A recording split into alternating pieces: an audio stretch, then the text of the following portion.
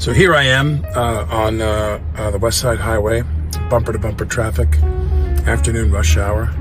So therefore I thought it was the perfect time to do part one of my 5-part series on the Woody Allen of films I love the most. Now, like all great filmmakers, prolific filmmakers, who've made many, many films, I think his recent Coup de Chance is his 50th movie. And with someone like that, like Marty, Levinson, people who made a lot of movies, back in the old days, Hitchcock, Capra, Ford, I could name 1,000, Minnelli, whatever. People who made great films, Frankenheimer, a personal favorite of mine. But I've said this before and I'll say it again. The thing about Woody's films is they restore my faith in humanity. If I'm down, if I feel like the world is it's a glass half empty, if whatever my feelings are that are eating at me, there's nothing more reliable to me than watching a film of Woody's. And it just makes me feel better. There's an elixir quality to Woody's movies. And no movie performs that function. There's no movie that has that effect on me more than Broadway Danny Rose. I think Broadway Danny Rose is the funniest movie ever made. I mean, there's a lot of great movies out there. Probably a tie between that and It's a Mad, Mad, Mad, Mad World. I love that movie. Stanley Kramer, another prolific filmmaker. So,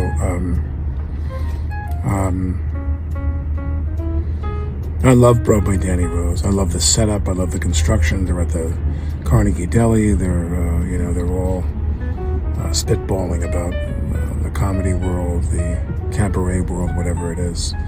And I think it's Sandy Barron, right, is the ringleader there, or the head guy.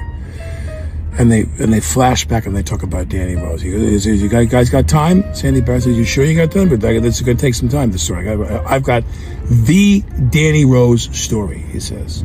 And he proceeds to tell the story that is the movie. And oh my God.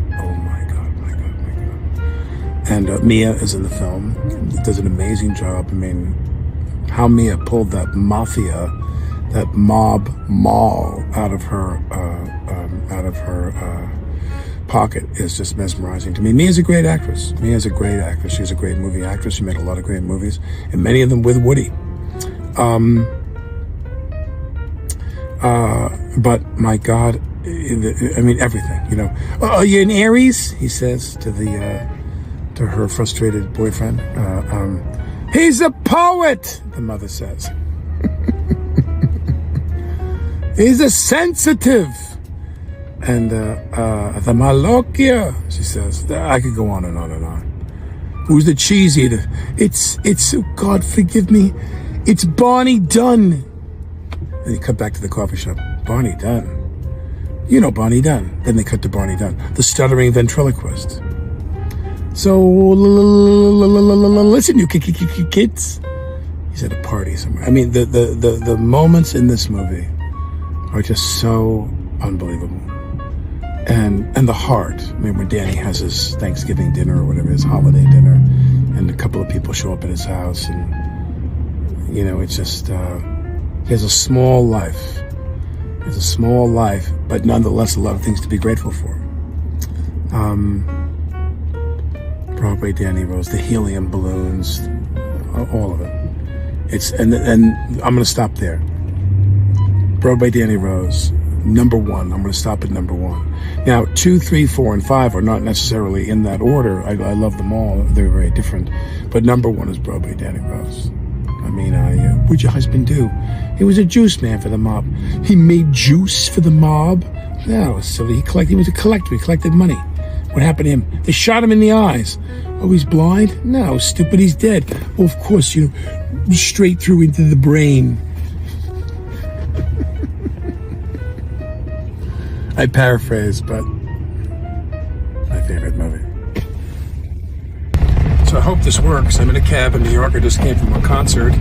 Went to the Manhattan School of Music to see their student orchestra perform 4 pieces. They did 3 Black Kings from Duke Ellington. They did me see if I can read this. They did the B-sides from Bates. They did Hovannes, his Mysterious Mountain. And then they did An American in Paris, the Gershwin piece. Great evening. Now, when I did the piece before, the first thing I mentioned, I left out Nick Apollo Forte. I love Broadway Danny Rose, and I forgot Nick Apollo Forte in his great performance. So let's throw that back into the other bin, the Broadway Danny Rose bin, and Corbett Monica, and Sandy Bear, and all those comics at the table. Is it Jackie Gale? I should have looked all this up, but I didn't. But then my next movie, and I'll make this pretty brief, is Radio Days. Again, a very jaunty, New York-y kind of movie. And great cast, bit parts by, so many actors. I mean, Larry David has a bit in this. And Danny Aiello, that great thing. Sailor's Hornpipe, when they're the burglars who decide to play on the game show, on the radio show. And Diane Keaton, of course, and Julie Kavner, Michael Lerner, Diane Wiest. I'm going to leave out a lot of people. And Mia. And oh my God, Radio Days. Again, another one where there are two, so many wonderful moments, great performances, but I always remember that thing with Mia when she's like, "Hark, I hear the cannons roar. Is the king approaching?"